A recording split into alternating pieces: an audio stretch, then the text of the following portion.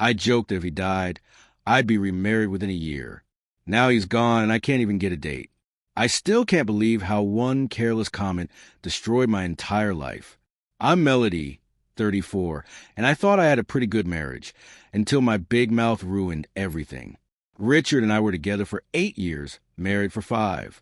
We had a cozy little house, 2 mostly reliable cars, and just enough money to enjoy weekends out.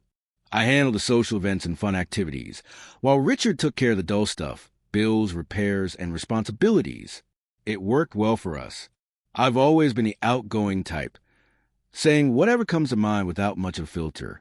Sometimes I can be a bit blunt, but that's just who I am. Richard knew this when he married me. He was a quiet, dependable one who would chuckle at my jokes, even when they were at his expense. That's how we functioned. I'd tease him for being so cautious with money, or for how long he took to make decisions. He'd either smile or roll his eyes. Our friends loved coming over because I made sure things were fun. I planned dinner parties where the wine flowed freely, and we'd end up playing silly games until 2 a.m. Richard would quietly refill drinks and clean up the mess in the kitchen while I kept everyone entertained. It was a good balance. When we went out with other couples, I'd sometimes compare Richard to other husbands. I'd say things like, maybe you could take some style tips from Jake, or wouldn't it be nice if we could afford a vacation like theirs? I didn't mean anything by it. I was just pointing things out.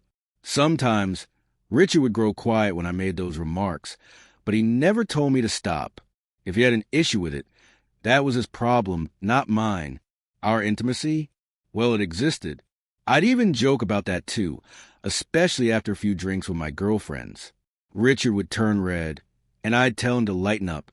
A little embarrassment never hurt anyone. Money was sometimes tight because I had expensive tastes. Sue me, Richard would get anxious about the credit card bills, and I'd remind him that we only live once. He usually gave in because he knew I'd give him the silent treatment if he pushed back too much. I controlled our social media. I posted curated pictures of us looking happy on date nights or vacations, with captions like, feeling so blessed with this man. No one needed to know about the arguments before or after those perfect photos were taken. My parents adored Richard, calling him a nice young man, which was code for boring. His family was always polite to me, especially his mom, Darlene, but I could tell they were judging me. His brother, Caleb, barely hid his dislike. Whatever. You don't marry the family, right? The thing that made our marriage work was that Richard let me be me. I could say whatever I wanted, do whatever I pleased, and he just accepted it. How was I supposed to know he had been keeping score all these years?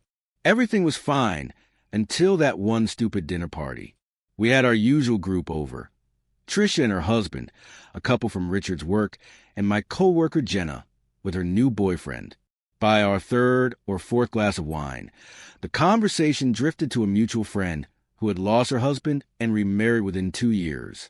Someone commented on how fast she moved on. I don't know why, but I turned to Richard and blurted out, honestly, if you died, I'd probably be remarried within a year. No offense, but I'm not meant to be alone. Might even upgrade. The room fell silent. I could feel the awkward tension. So I doubled down. What? It's true. Why would he care? He'd be dead. Tricia forced a laugh, and the conversation eventually shifted. But Richard was unusually quiet for the rest of the night. After everyone left, he finally spoke. Why would you say something like that, Melody? Even as a joke. He wasn't yelling, which somehow made it worse. He sounded genuinely hurt. I rolled my eyes. Oh my God, are you seriously upset about that? I was a little drunk. It was just the first thing that popped into my head. It's not funny to joke about me dying and you replacing me so quickly, like I mean nothing. He leaned against the counter, arms crossed, looking at me with an expression I wasn't used to seeing. Don't make such a big deal out of it. I snapped, slamming my wine glass into the rack. It was a joke, not a declaration of intent. Would you really move on that fast if something happened to me? He asked. That's when I got annoyed. Oh my God, you're being so insecure right now. I snapped. It was just a joke. When did you get so sensitive? This is why I can't tell you anything. It's not about being sensitive, Melody. It's about respect. Would you be okay if I joked about replacing you a month after your funeral? He was using that calm, reasonable tone that always made me feel like I was being managed. If I was dead, I wouldn't care. That's the point, I said, throwing my hands up. You're making this into something it's not. I think it's exactly what it is, a glimpse into how you really feel, he said quietly. That set me off. Oh, please, Dr. Phil, stop analyzing one stupid joke I made while drinking. Grow up, Richard. Not everything has some deep, hidden meaning. He just looked at me for a long moment, and then said, I'm going to bed. And he walked away. I figured he'd get over it by morning. He always did. But something was different this time. The next day, he was still distant. When I asked if he was still mad about the joke, he simply said, I'm not mad, Melody. I'm disappointed. Over the next few weeks, I noticed Richard coming home later than usual. He said it was work, but he didn't offer details. He stopped doing little things, washing the dishes after dinner, taking out the trash without being asked. Small things, but noticeable. One Sunday morning, I realized the bills hadn't been paid like they usually were. When I mentioned it, Richard just shrugged. I figured you'd take care of it this month. What? That was always his job. I started catching him on his phone more often, smiling at texts, but angling the screen away when I walked by. One day, I casually picked up his phone to check the time. Okay, fine, I was snooping, but he actually took it from me. Since when you have secrets? I asked, half joking. Since when do you respect my privacy? He shot back.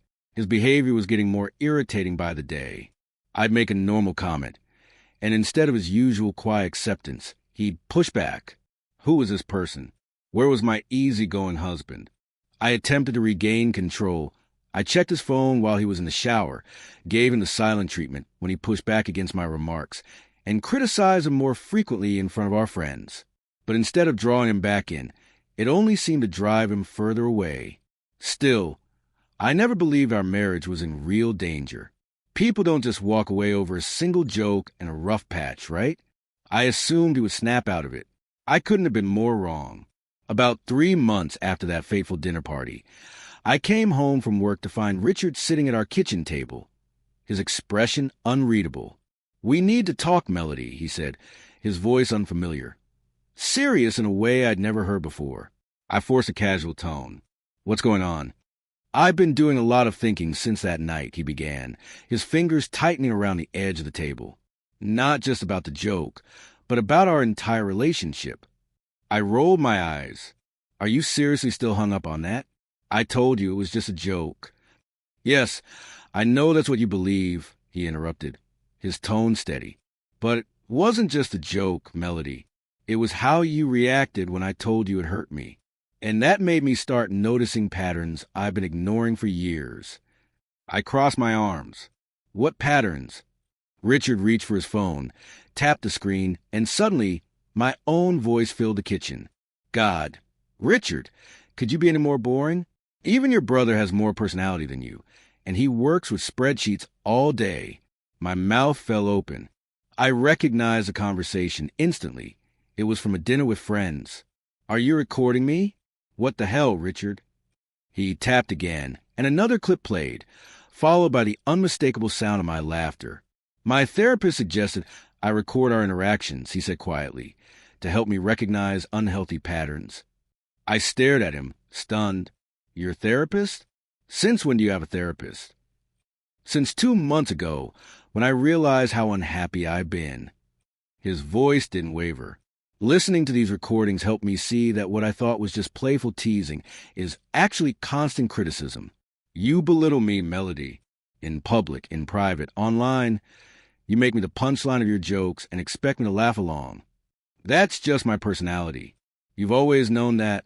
I argued, but my heart pounded. Yes, and I've always tolerated it. That's on me. He leaned forward. But I don't want to tolerate it anymore. I deserve better than to be treated like this. I'd rather be alone than continue feeling like I don't matter.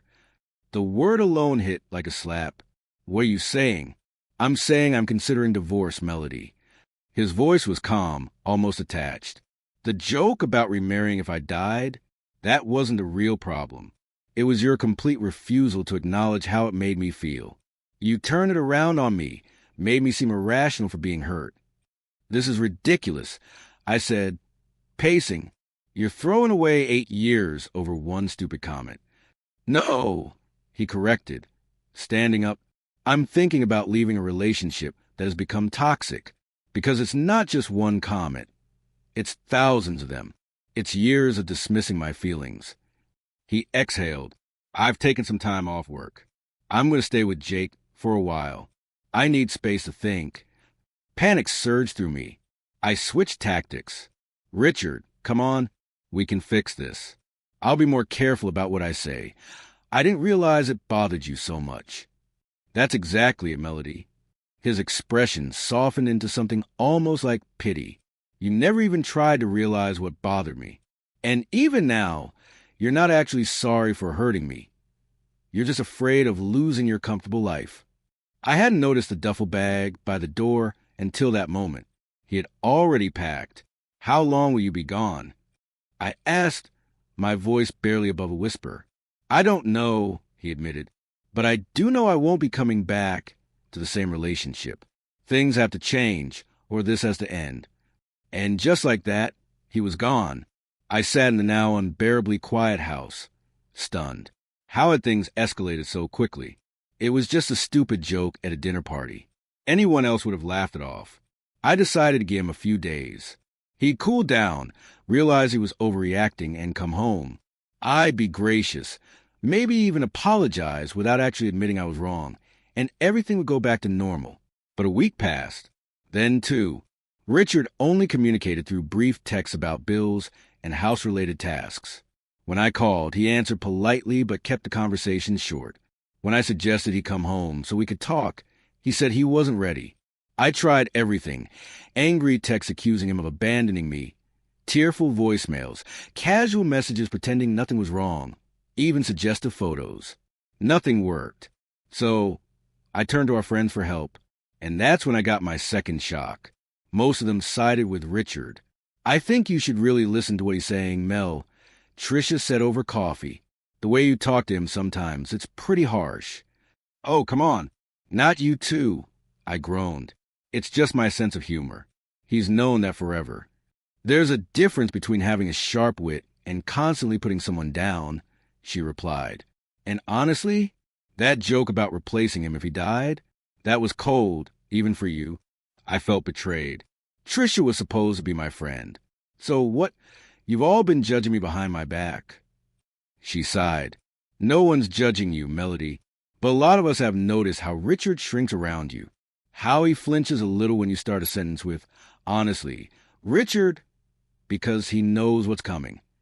I stormed out of the coffee shop, fuming. Had everyone secretly been analyzing my marriage? My attempts to rally support backfired spectacularly. Each friend I reached out to had some version of the same response. Maybe this is a chance to reflect on how you treat him. Even my own mother turned against me. Honey, she said carefully, you've always been strong-willed, just like your father.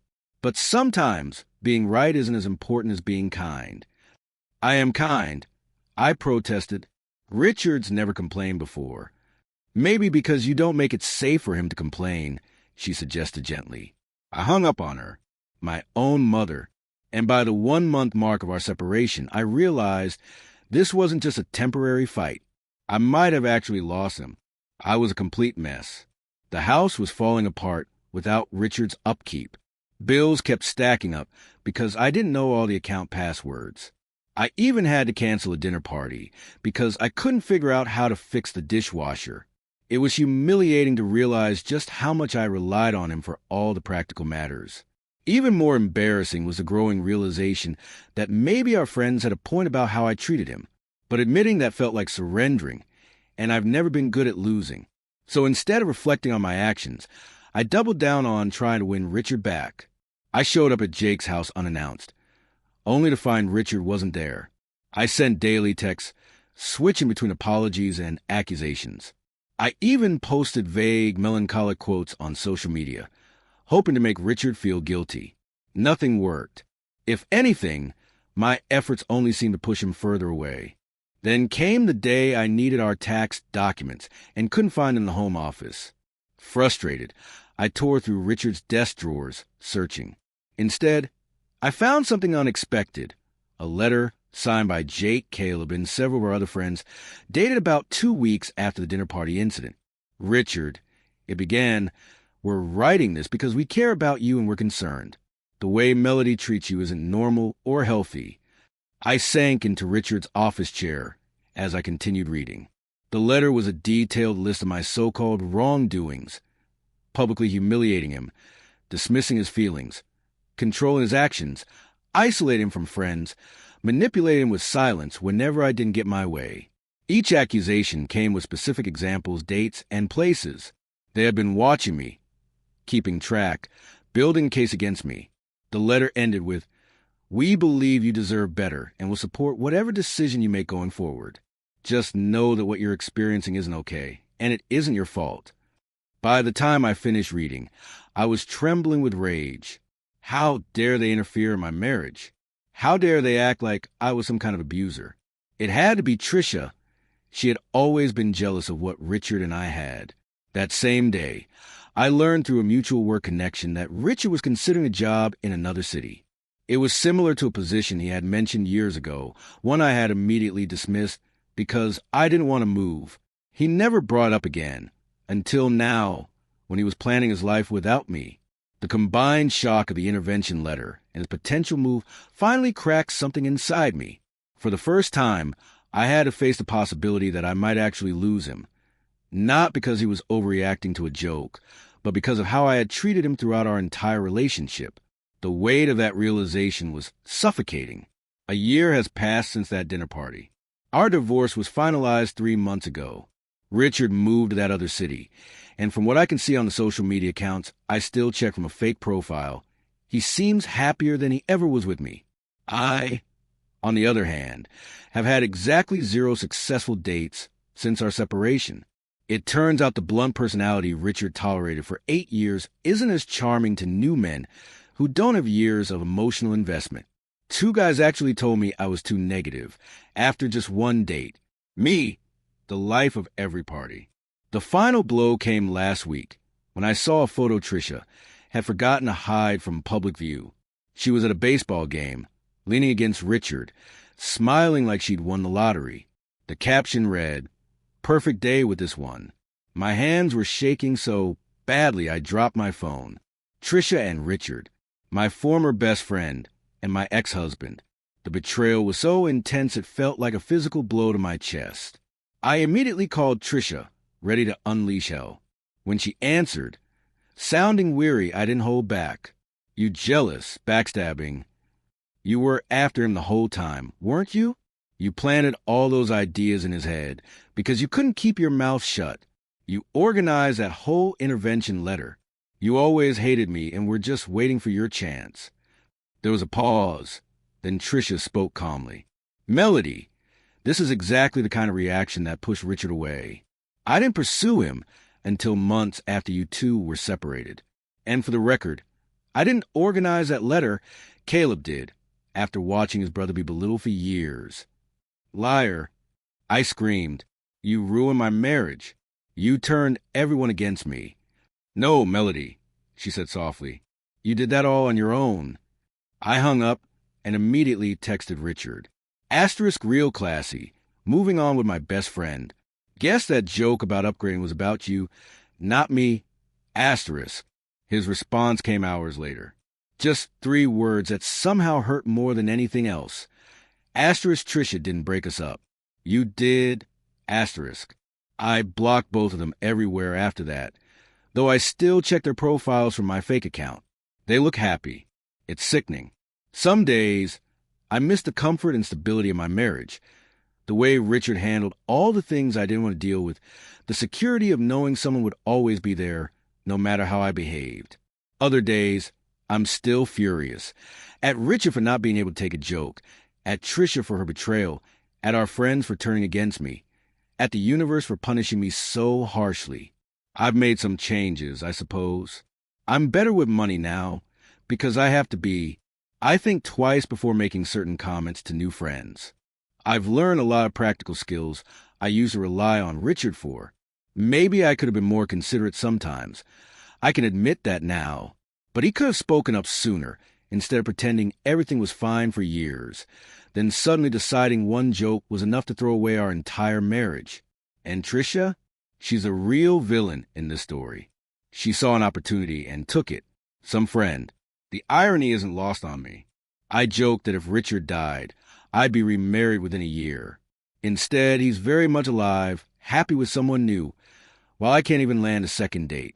Life has a twisted sense of humor, sometimes. But unlike Richard, I can actually take a joke, even when it's on me.